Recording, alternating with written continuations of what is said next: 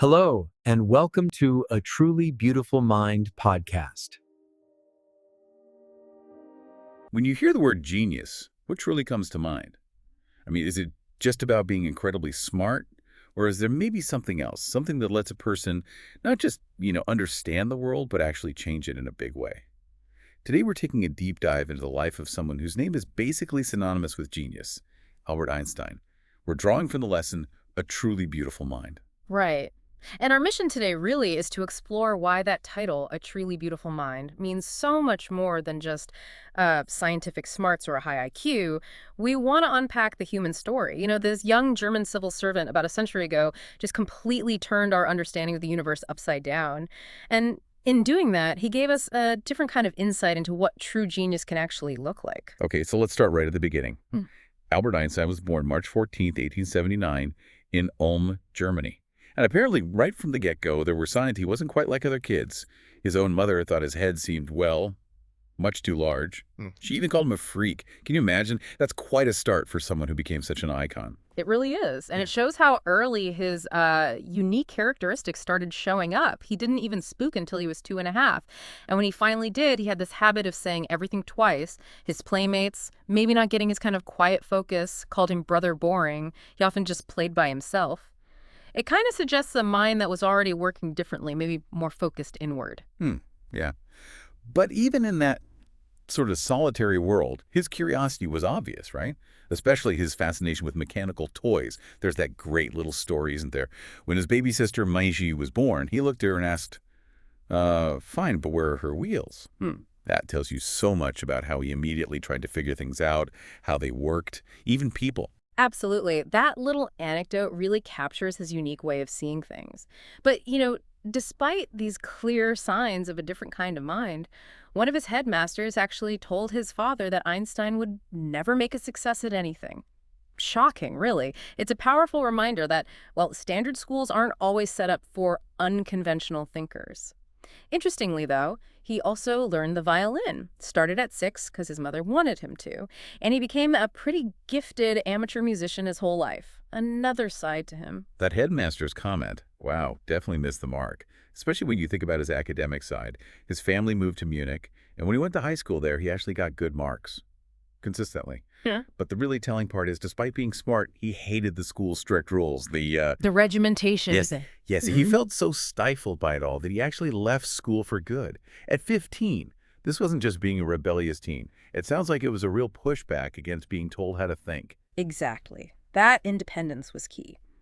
So after his parents moved to Milan, Einstein looked for somewhere more.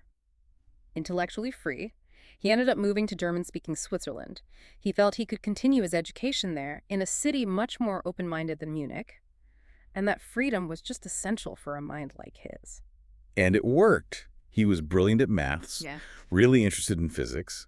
So naturally, he went on to study those at university in Zurich. But university wasn't just about the academics for him, was it? He found a connection there, too. Indeed, he did.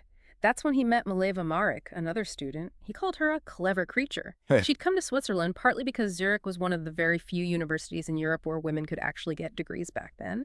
And Einstein saw her as an ally, someone on his side against the Philistines. That was his term for the sort of conventional folks in his family and at uni who didn't quite get him. Their letters that survived, they mix science talk with real tenderness. It shows they were partners, intellectually, too.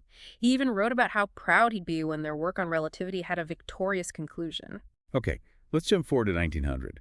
Einstein's graduated, but maybe surprisingly, he's unemployed for a bit. He eventually gets a job in 1902, a steady one, as a technical expert in the patent office in Bern. But the amazing thing is, while he's evaluating other people's inventions, his own massive ideas are developing, sort of secretly. He even joked about his desk drawer being his Bureau of Theoretical Physics. Right, and from that very bureau in 1905 came these incredible papers, including his special theory of relativity. The really revolutionary idea was that time and distance aren't absolute. They're not fixed. Instead, they're relative. They actually change depending on how you're moving. Einstein himself gave a great example to make it less, mind-bending. He said, when you sit with a nice girl for 2 hours, it seems like 2 minutes. When you sit on a hot stove for 2 minutes, it seems like 2 hours. That's relativity. Huh. That makes it so clear. Such a complex idea, made accessible. And of course, from that theory came maybe the most famous formula in the world, E-mc/ar. So E is energy, M is mass, C is the speed of light. Put simply, it showed that mass and energy are, well, two sides of the same coin. Mass is just super concentrated energy. Even a tiny bit of mass holds enormous energy potential. That C squared is a huge multiplier. It's the bedrock for understanding nuclear power, how stars work, everything. And he didn't stop there. 1915, he comes out with his general theory of relativity. This offered a totally new way to think about gravity, not as a force, but as a curve in space and time itself. Crazy, right? And this wasn't just theory. An eclipse of the sun in 1919 proved his calculations were right. That just catapulted him to global stardom. Then came the Nobel Prize for Physics in 1921. After that, he was world famous. Honors everywhere, press coverage, the works. It seems like a common story, though, doesn't it? Well, Brilliant mind, world-changing work, but the personal life, not so smooth. While his science career was taking off, his private life kind of unraveled. He'd wanted to marry Mileva right after finishing his studies. But his mother was really against it. Thought Mileva was too old, she was 3 years older, and, maybe revealingly, said, "She is a book like you." Almost worried about her intellect. Still, they got married in January 1903, had 2 sons. but yeah, the marriage eventually faltered, as the text puts it. It seems Mileva lost some of her own intellectual drive, maybe became unhappy as a housewife. There was constant fighting. They finally divorced in 1919. And it's interesting, he married his cousin Elsa that same year, perhaps seeking some stability. Then his life took another huge turn, this one forced upon him. When the Nazis came to power in Germany in 1933, well, Einstein was Jewish, he had to emigrate, he went to the United States. And this is where his science and world events just collide dramatically. 5 years after he moved, nuclear fission was discovered in Berlin.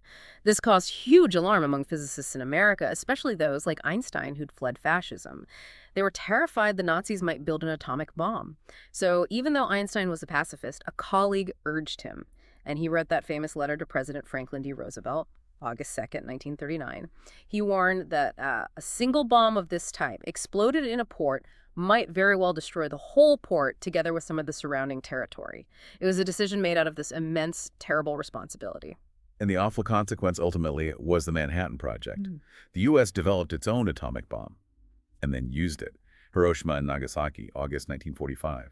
A horrific demonstration of the power unlocked by the very physics Einstein had helped reveal. Yeah.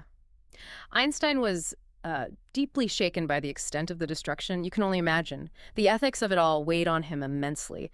Later, he wrote a public letter to the United Nations proposing a world government to try and stop future wars.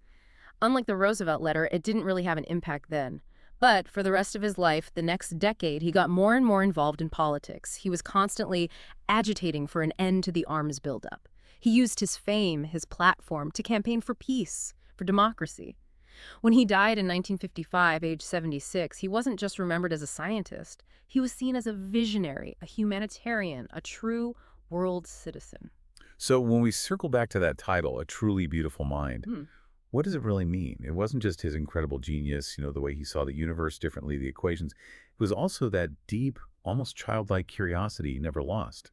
His commitment to peace, his very human values that he stood up for. He used his influence to try and make the world better. That's part of the beauty too, right? Absolutely. I think Einstein's story really shows us that, well, brilliance isn't just about what you know. It's also about how you use that knowledge, what you stand for. And maybe that leaves a question for you, the listener.